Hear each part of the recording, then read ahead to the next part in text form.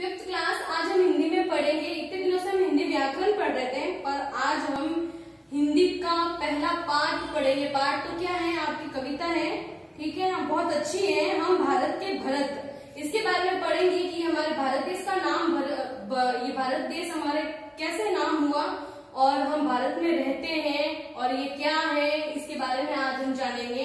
तो सबसे पहले शुरू करते हैं। पाठ का नाम है आपके भारत के भरत, ठीक है। चलो, तो हम भारत के भरत खेलते शेरों की संतान से, कोई देश नहीं दुनिया में बढ़कर हिंदुस्तान से। कहने का मतलब है कि कवि कहता है कि अगर अब ये कविता है तो ये लग रहा है कवि लिखेगा, तो कवि कह रहा है कि हम भारत के लोग, जो राजा दुष्यंत थे उनके प्रतापी जो पुत्र थे भरत, उनके नाम पर हमारे देश का नाम भारत देश हुआ था, क्योंकि उनका नाम था भरत और उन्होंने हमारे भारत देश के लिए बहुत कुछ किया। तो उन्हीं के नाम पे ये हमारे जो भरत है दुष्यंत पुत्र, उन्हीं के नाम पे रख दिया गया भारत देश, ठीक है। और ये बहुत ही सम्मान की बात है हमारे लिए। इस मिट्टी में पैदा होना बड़े गर्व की बात है, साहस वीरता अपने पुरखों की सौगात है। कहने का मतलब है कि बहुत ही सम्मान और बलशाली की बात होती है कि हम भारत देश में हमने जन्म लिया है और हमें गौरव होना चाहिए, घमंड होना चाहिए, गर्व होना चाहिए कि हम भारत देश में रहते हैं और हम भारत की शेरों के बच्चों से खेलने का साहस भी रखते हैं। संसार में कोई भी देश हमारे देश से समान और बढ़कर नहीं हो सकता। भारत भूमि पर जन्म लेना गौरव की बात है, ठीक है। और हमें साहस और वीरता के गुण पूर्वजों की सौगात विरासत में भेंट में मिली है। अब आपने देखा है कि गौरव की भारत देश में कितने राजा महाराजा हुए, वो हमारे भारत देश के लिए कभी ये युद्ध करने जाते, कभी वो युद्ध करने जाते, कभी जीत के आते, कभी हार के आते। तो हार जीत तो लगी रहती है, लेकिन फिर भी गौरव की बात है कि हम भारत देश में हम साहस और वीरता पूर्ण से रहते हैं। और भारत जो देश है, यहाँ पे हमें जो जितनी भी चीजें सब मिली है वो सौगात तो विरासत में ही मिली है, क्योंकि आगे से आगे हमें पीढ़ी दर पीढ़ी मिलती आई है, ठीक है।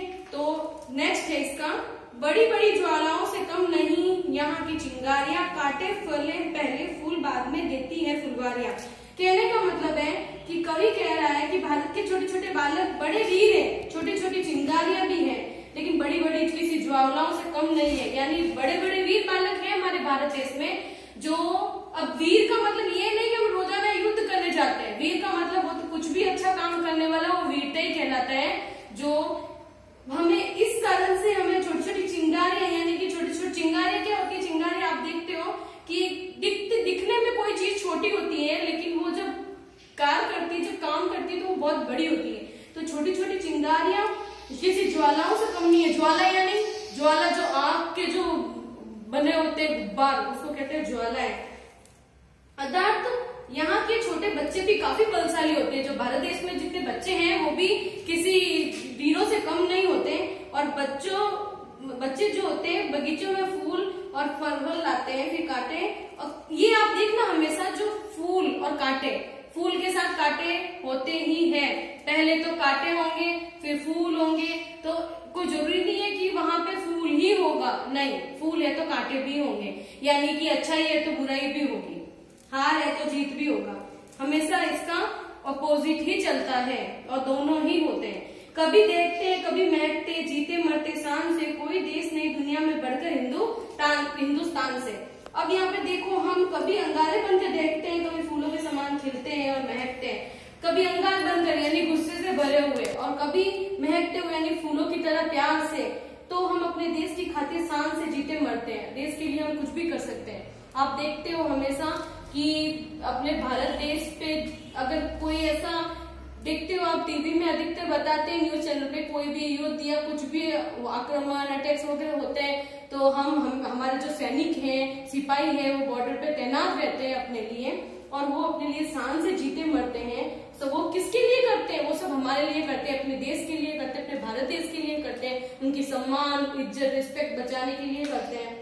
संसार का कोई भी देश भारत से बढ़कर नहीं है। दूसरे देश तो क्या पता कहीं रुक भी जाए कि नहीं, डरते भी है, लेकिन भारत देश के सिपाही और जितने ये आप देखा सुना होगा कि भारत देश के सिपाही कभी किसी से कोई नहीं डरता। कूद समर में आगे आए जब भी हम ललकारने, उंगली दांतों तले दबाई अचरज से संसार ने। सदियों से बनते आए हैं हम पन्ने इतिहास के, त्याग बलिदान हमारे व्रत है 12 मास के। जब भी निकला हीरा निकला यहाँ किसी खान से, कोई देश में दुनिया में नहीं बढ़ता हिंदुस्तान से। अब ये देखो क्या कह रहा है कि जब भी हम ललकारते हुए युद्ध भूमि में शत्रु से लड़ने के लिए जाते हैं, तब हमारे पराक्रम को देखकर सारे संसार के लोग आश्चर्यचकित हो जाते हैं। हम सदियों से इतिहास के पन्नों में नाम करते आ रहे हैं, मातृभूमि के लिए 12 महीने और हमेशा त्याग बलिदान का व्रत संकल्प रखते हैं। आपने देखा होगा कि जितने युद्ध होते रहते हैं अपने वीर बार बार वीरों का जो आ रहा है, वीरों के गुणगान है। हमारे देश में वीरों की कमी नहीं है, झांसी की रानी हुई, महाराणा प्रताप हुए, और भी बहुत सारे हैं जो हमारे देश के लिए लड़े हैं हमारे लिए। तो वो सब क्या है, वीर है। तो वो कभी भी समर में कभी भी वो युद्ध करने के लिए, युद्ध भूमि में लड़ने के लिए तैयार हो जाते हैं। वो कभी डरते नहीं है, वो हमेशा ऐसे ही संकल्प रखते हैं। 12 महीने का उनका बलिदान और व्रत रहता है कि वो उनके लिए कोई टाइम नहीं होता कि मैं आज लड़ने जाऊंगा, कल लड़ने जाऊंगा। जब उनको मौका मिला तब वो अपने देश के लिए लड़ते हैं। भारत भूमि के खानों में सदा हीरे जैसे अमूल्य रतन है। श्रेष्ठ महापुरुष भी निकले हैं, सदा महान देशभक्त भी हैं, और संसार में कोई देश बढ़के भारत से बड़ा कोई देश हमारे लिए नहीं है। ये आप हमेशा ध्यान रखना, हमारे भारत देश में रहना हमारे लिए गौरवशाली की बात होती है। यह धरती जो माँ है अपनी हमें जान से प्यारी है, हर बालक के दिल में इसकी 24 से पहरेदारी है। बोलो मेहनत खूब करेंगे, कठिन परीक्षा आई है, माँ का दूध पिया है तो सौगंध उसकी खाई है। इसी उम्र में परिचय पाले हम श्रम से बलिदान से, कोई देश दुनिया नहीं बढ़कर हमारे हिंदुस्तान से। कहने का मतलब यही है कि वीरों से भरा पड़ा है हमारा देश। हमने बहुत सारे वीर और महापुरुषों के बारे में जानकारियां ले ली है, ऐसा कुछ नहीं है, पर इसमें मेहनत की भी बात की है। तो भारत भूमि हमारी जन्म भूमि है, ठीक है, हमारी माता है, हमें प्राणों में अधिक प्यारी है, प्राणों से भी प्यारी है। तभी तो हम अपने भारत देश के लिए कुछ भी कर सकते हैं, मातृभूमि के लिए। सावधानी और साहस से हमारे रक्षा और जिम्मेदारी बच्चों की भी है। एक अकेले वीरों और महापुरुषों की नहीं है, बच्चों की भी जिम्मेदारी होती है। परिश्रम करने का संकल्प लेना चाहिए उन्हें, और हमारे देश के सामने प्रगति, कठिन परीक्षा, माँ का दूध पिया है, सौगंध खाकर हमने देश की रक्षा के लिए तैयार होना चाहिए।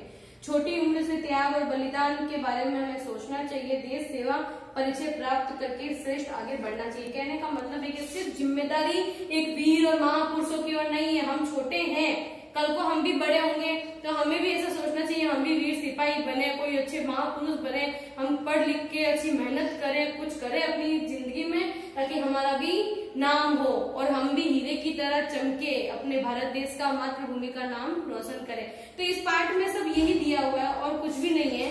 तो मैंने आपको पूरी डिटेल वाइज समझा दिया है। अब नेक्स्ट टाइम मैं आपको क्वेश्चन आंसर दूंगी, ठीक है। तब तक आप एक बार वापस इस पार्ट का साथ पढ़ेंगे, सुनेंगे और रिपीट करके आप जो आपको समझ में नहीं आया वापस पूछ सकते हैं। Thank you.